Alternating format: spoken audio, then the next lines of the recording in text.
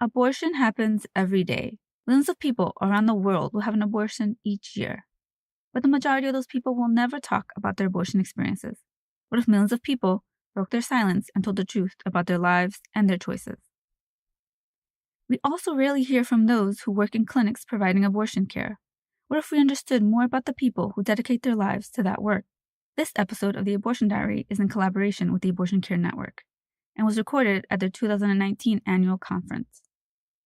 This interview is part of a series of interviews with abortion care providers that will be posted on the Abortion Diary podcast throughout the year.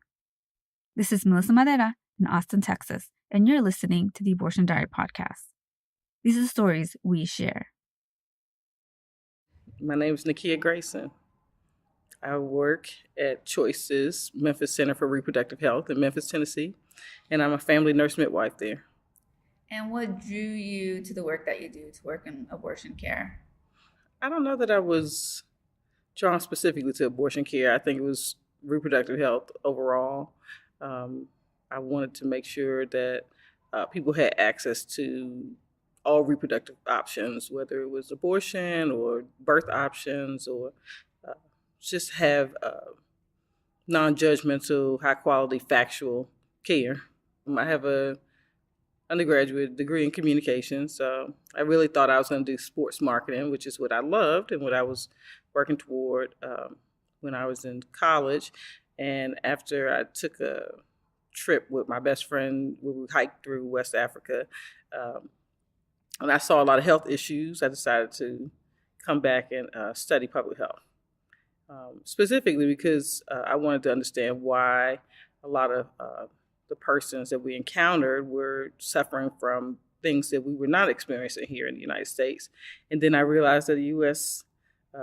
Policies were not nice to other countries, and that we were not very supportive in ways that we should have been.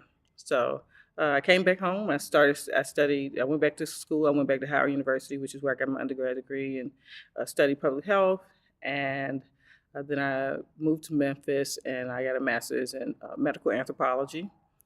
And while working in Memphis on a project for the March Dimes, it was called Community Voices. It was an infant mortality project, actually. And at the time, Memphis had the highest infant mortality rate in the country. And so I was one of the evaluators for the program, and really just started talking to families about their experiences with infant mortality, and realized that this was generational for many of these families. And went home, told my husband that I was going to become a nurse midwife. And he was like, okay, whatever you want to do. He was like, that's different, considering you don't, really, you're not a people person. But I really felt it strong in my spirit, especially in talking to a lot of people in the communities in Memphis. Memphis is a predominantly African-American community, and really meeting different families and hearing their stories, and realizing that there was something missing in the community that was once there, and really, to me, it was midwives. And so midwives at that time, we were called granny midwives, but we call them grand midwives now. And they were seen as the healers of the community. They didn't just catch babies, but they provided other healthcare needs and other remedies for different ailments for families in the community. And so I was like, oh, I want to do that. I want to fill that gap for our community. And what is it about this work that you love? Oh, wow. The work is definitely different from what I was doing before, because I was really studying health on this macroscopic level, and now I'm really providing one-on-one personal care, and it's very different than studying populations. But what I love about it is really seeing families, being a part of their care, and really becoming a part of their family. I think the care is very relationship-based, and I think that the families appreciate me and the skill I'm able to bring, but also that I recognize them as a whole person, and honor their humanity, and really want to provide them with the best care, out there. So I think that I just love my daily interactions with people, whether it is they're coming to our clinic to get an abortion, or whether they're coming to our clinic because they need prenatal care and they want to be with a midwife, or they want to have a home birth or a planned hospital birth.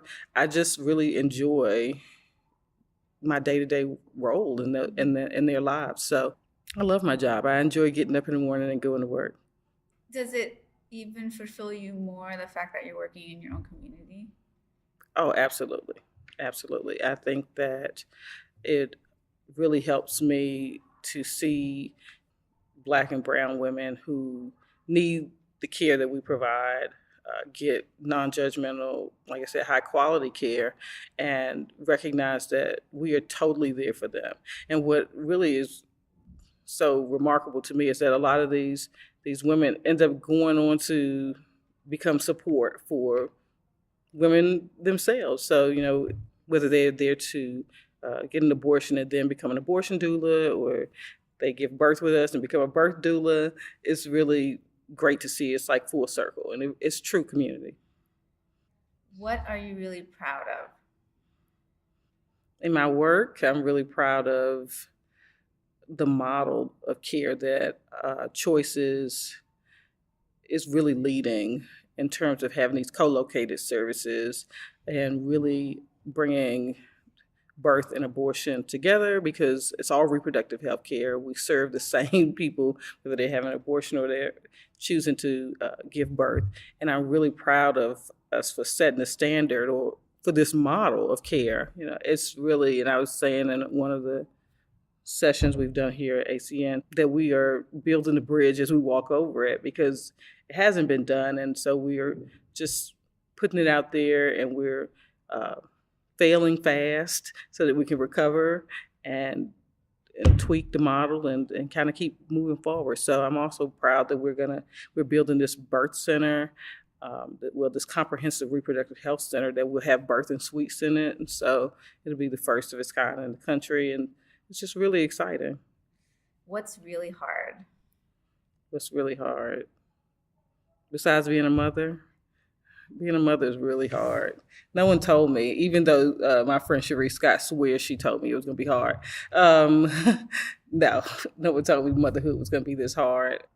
I think what's really hard is that, one, we're in the South, and we face a lot of challenges in terms of legislative challenges. And I feel like every day we are just waking up to see what we're going to have to come up against today. And so right now, Tennessee has applied for a waiver that would make it possible for them to exclude CHOICES from being able to receive Medicaid reimbursement. So a lot of the women that we do serve are on Medicaid, and actually the majority of the women who have given birth with us are on Medicaid. And so they would be totally excluded from that care. So that's probably the hardest thing we're facing right now. But I think day to day, it's just, we just get up and we just do what we can, and what we can't do, we kind of don't worry about. That's what we can do. Yeah. Mm-hmm.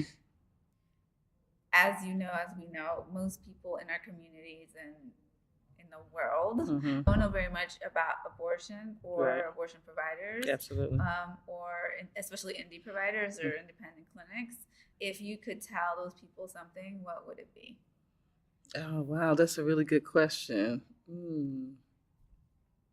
If I could tell them something, I would tell them probably that they should really come and volunteer at the clinic. I think that people's idea of what the clinic is very different than what we actually do day to day, and about the care that we provide, and the fact that we do.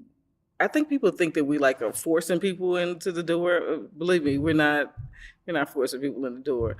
But I think that also they have this idea that abortion is the only option that we're presenting to people. And I think that is really problematic, because it's not the only option. We give all options counseling, and really help people to have all the information so that they can make an informed decision. So even in our clinic, when people seem ambivalent about their decision, many of the educators were like, "Hey, Nikia, can you talk to this person about, what their other options are?" So we really do try to provide people with as much information as possible so they can make the best decision for their life. So I think that's a huge misconception, and one that I find myself actually I do talk to people about. Is this your first ACN? No, actually, this isn't. I came to ACN last year when I presented with Monica McLemore and Karen Scott about reproductive justice and just talking about the model and the theory and how it informs our work. And I think I also presented with our clinic about our model of care. So I guess that's how I came to ACN. So yeah, this is probably my second year. And what do you value about being an ACN member? I think what I value about being an ACN member is definitely the support that we get. I think like Jay with communications and Aaron, they've been very supportive in terms of helping us navigate a lot of the terrain that we do have to navigate. We are a small clinic, and to be able to call Jay and say, hey, we need help with communications, or just to be able to get information that we would not normally get has been a huge support. And what about coming to the conference? Coming to the conference this year was really great. I don't know that I went to many sessions last year. I went to a few. I think what was different this year was it was more diverse, I feel, this year. We had conversations with reproductive justice folks, as well as with policy people, and then with providers. And I think that we need all of those people in the room to really make a huge impact in abortion care and reproductive health. And, as a provider, it's really great to get with people who are the policy folks so we can tell them what we're experiencing, telling them the stories of the persons that we're caring for so they can in turn relay those things as well. I think that also what was really great this year, I got to talk about LARC coercion with Sister Reach and Sharice Scott, which is something that we've been doing in our state, and which is really important work. And I think being able to present that to providers and helping them understand their own implicit bias is really important. So I thought it was really great this year. Is there anything else that I didn't ask about that you want to share? I am a nurse midwife. I think we talked a bit about why I became one in terms of especially the history of midwifery in our country and how African women were the ones who really cared for all the families in the South in terms of their childbirth needs, and how we have seen an erasure of Black midwives in our country. And so that erasure happened through, of course, demonization and policy and politics. And I think that what we're seeing now is this reclamation of our traditions and heritage and place in midwifery. And so those things are really important to me. And presently, Black midwives only make up about 2 to 3% of all the midwives in the country. So we find ourselves a lot of times the only in some of these spaces, and which we're trying to rectify. So we are really investing in our history and our story, but also investing in training the next group of Black and brown midwives. So it's a lot of barriers to overcome, but we're working on it. That's really amazing, and also that this was not the path that you. No, oh my gosh, no, I would have never. I never saw myself as providing care to people. I remember when I was in undergrad, I did have a friend who told me, "Oh, you should go to nursing school. They have scholarships. They have money." I was like, "Nursing? I don't want to wipe anybody's behind." My understanding of nursing was very, very small, and so nursing is actually very diverse, and it's a lot of things you can do in nursing. But no, I never would have saw myself as a provider. And when I decided to become a nurse midwife, different pathways in midwifery.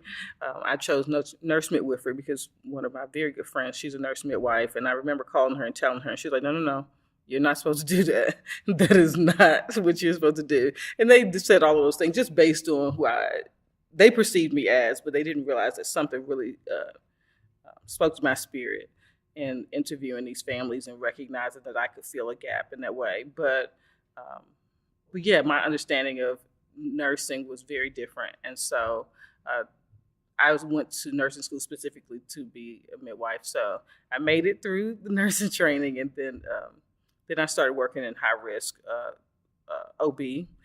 So I went to our safety net hospital and worked in labor and delivery while I did my doctorate in nursing and midwifery. I think that work clarified my goals, because it was exactly as I expected it to be, which was that women were coming to the hospital and pretty much like checking their bodies in, and that they didn't have autonomy, and that they weren't getting true informed consent, and they weren't being provided the best care for them. And so that kind of just pushed me and propelled me forward to continue, and here I am now. And I'm enjoying it. Yeah, totally different life path, and so I have these great moments with these families now, and so it's been amazing. I think that's always the type of person I've been to. I kind of just follow my spirit and do what it is that I feel I'm called to do. But I also have a great life partner who kind of just goes along with it too. And he's like, okay, if that's what you feel you're supposed to do, then that's what you're supposed to do. I mean, and like I said, we have small children, and our children were, when I started my doctorate program in nursing, our children were 3 weeks old and 20 months old. And so I was like, maybe I should stay home. Maybe I should stay home with them. And he was like, no, go. They need to see their mom work. They need to see their mom achieve. So it was really great. I mean, I don't think I could do this work without that support, because it's very non-traditional work, and it's not a 9-to-5 job. And so many times I had to get up in the middle of the night and be gone. And so I have to have that support, that community, in order to do it. So, and I do. And so it's never been any pushback. This is Melissa, your host and founder of The Abortion Diary. For more information about the Abortion Care Network and independent abortion providers, visit their website at abortioncarenetwork.org. We'll be posting more interviews with independent abortion providers throughout the year. For more information about the Abortion Diary podcast, visit us on the web at theabortiondiary.com, or email me with your questions or comments at melissa@theabortiondiary.com. If you're a fan of the podcast and would like to help us reach more folks, please subscribe on iTunes and write a review or rate this podcast, even if it's not how you listen. Your reviews and ratings will help us grow in the iTunes rankings and reach more folks. And I also love to hear from you. Remember, you can listen to over 160 abortion stories on our website, SoundCloud, Stitcher Radio, Google Play, or your favorite podcast app. After a long break, we'll be back with new abortion stories this month. There are more than 140 stories that have yet to be edited and posted on the Abortion Diaries podcast. As always, a special thanks to you for listening.